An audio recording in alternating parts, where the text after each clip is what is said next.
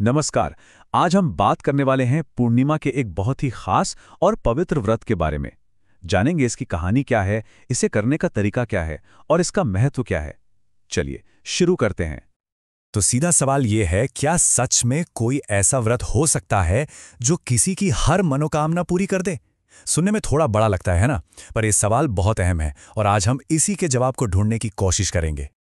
देखिए, शास्त्रों की माने तो ये व्रत 3 बहुत ही खास इच्छाओं को पूरा करने का रास्ता दिखाता है। सौभाग्य, संतान सुख का आशीर्वाद और घर में सुख समृद्धि। मतलब ये सिर्फ भूखे रहने की बात नहीं है, ये तो उससे कहीं बढ़कर एक गहरी आस्था का प्रतीक है। तो फिर इस व्रत के पीछे की कहानी क्या है? चलिए अब उस प्राचीन कथा में चलते हैं जो इस व्रत को इतना आध्यात्मिक महत्व देती है। देखिए, हर परंपरा के पीछे एक कहानी होती है और इसकी कहानी तो सच में बहुत दिलचस्प है। ये बात है द्वापर युग की। कहानी का केंद्र है माता यशोदा और बालकृष्ण, जिनके बीच एक बहुत ही जरूरी बातचीत होती है। और आप जानते हैं, इसी बातचीत से इस व्रत की पवित्र यात्रा की शुरुआत होती है। तो हुआ ये कि माता यशोदा ने भगवान कृष्ण से एक सवाल पूछा। उन्होंने कहा, मुझे एक ऐसा व्रत बताओ जिससे स्त्रियों को सौभाग्य का वरदान मिले और उनकी सभी मनोकामनाएं भी पूरी हों। बस यही सवाल था जिसने सब कुछ शुरू किया। तो भगवान कृष्ण ने जो कहानी सुनाई, उसके मुख्य पात्र थे धनेश्वर। धनेश्वर बहुत दुखी रहते थे क्योंकि उनके घर में कोई संतान नहीं थे। आप सोच सकते हैं, वो एक बच्चे की किलकारी सुनने के लिए कितना तरसते होंगे। अपनी इसी इच्छा को लेकर धनेश्वर एक तपस्वी योगी के पास पहुंचे और योगी ने उन्हें एक बहुत ही खास उपाय बताया। लगातार 32 पूर्णिमा का व्रत रखना।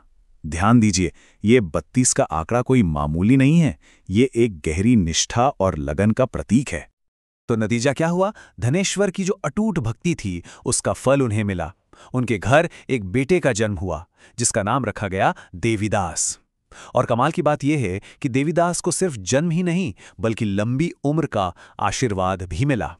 बस इसी कहानी ने हमेशा के लिए इस व्रत की शक्ति को स्थापित कर दिया। कहानी तो बहुत प्रेरणा देने वाली है, लेकिन अब सवाल ये उठता है कि इस व्रत को किया कैसे जाता है। तो चलिए अब इसकी सीधी सरल पूजा विधि को भी समझ लेते हैं। इसके जो मुख्य चरण हैं वो बहुत ही सरल और सीधे हैं। सबसे पहले दिन की शुरुआत ब्रह्म मुहूर्त में, यानी सूरज उगने से पहले स्नान से होती है। इसके बाद साफ सुथरे कपड़े पहने जाते हैं। अक्सर लोग सफ़ेद या पीले रंग के कपड़े पहनते हैं। फिर भगवान विष्णु और माँ लक्ष्मी की पूजा के लिए एक पवित्र जगह बनाई जाती है। और आखिर में जब रात को चांद निकलता है तो उन्हें जल यानी अर्घ्य दिया जाता है। पूजा के दौरान आध्यात्मिक ऊर्जा को और बढ़ाने के लिए कुछ बहुत ही शक्तिशाली मंत्रों का जाप भी किया जाता है। इनमें प्रमुख हैं ओम नमः शिवाय, ओम नमो भगवते वासुदेवाय और खास तौर पर चंद्रमा के लिए ओम चंद्राय नमः। ठीक है, पूजा विधि तो समझ आ गई, लेकिन अब ये जानना भी बहुत जरूरी है कि इस व्रत के नियम क्या हैं और समय का पालन कैसे करना है ताकि इसका पूरा फल मिल सके। इसमें एक बहुत जरूरी चीज है ब्रह्म मुहूर्त। ये क्या होता है? ये सूरज उगने से करीब करीब 1.5 घंटे पहले का समय होता है। शास्त्रों में इस वक्त को व्रत का संकल्प लेने के लिए सबसे ज्यादा शुभ और ऊर्जावान माना गया है।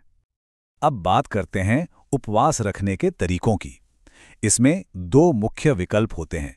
एक है पूर्ण उपवास, जिसमें सिर्फ पानी पिया जाता है और अन्न बिल्कुल नहीं खाया जाता। और दूसरा है फलाहार, जिसमें अगर स्वास्थ्य इजाजत न दे तो फल और दूध जैसी चीजें ली जा सकती हैं। पर यह व्रत सिर्फ खाने पीने का परहेज नहीं है, इसके कुछ और भी जरूरी नियम हैं, जैसे तन और मन दोनों की शुद्धता बनाए रखना, फालतू के झगड़ों और गपशप से दूर रहना और संयम बरतना। हाँ, और दान का भी बहुत महत्व है, जिसमें चावल, चीनी और दूध जैसी सफेद चीजों का दान करना बहुत अच्छा माना जाता है। तो हमने कहानी भी सुन ली, विधि भी जान ली और नियम भी समझ लिए, लेकिन इन सब के आखिर में इस पूरे व्रत का सार क्या है, इसका असली मकसद क्या है? देखिए, आखिर में यह पूर्णिमा व्रत सिर्फ इच्छाओं को पूरा करने के लिए नहीं है। इसका असली मकसद है एक संपूर्ण कल्याण की भावना। इसे मन की शांति, अंदरूनी आध्यात्मिक शक्ति और परिवार में सुख समृद्धि लाने का एक बहुत ही शक्तिशाली तरीका माना जाता है। और अब मैं इसे एक आखिरी सवाल के साथ खत्म करना चाहूंगा। आज की इस भागदौड़ भरी जिंदगी में ऐसी प्राचीन परंपराओं का क्या महत्व है? ये एक ऐसा सवाल है जिस पर सोचना तो बनता है।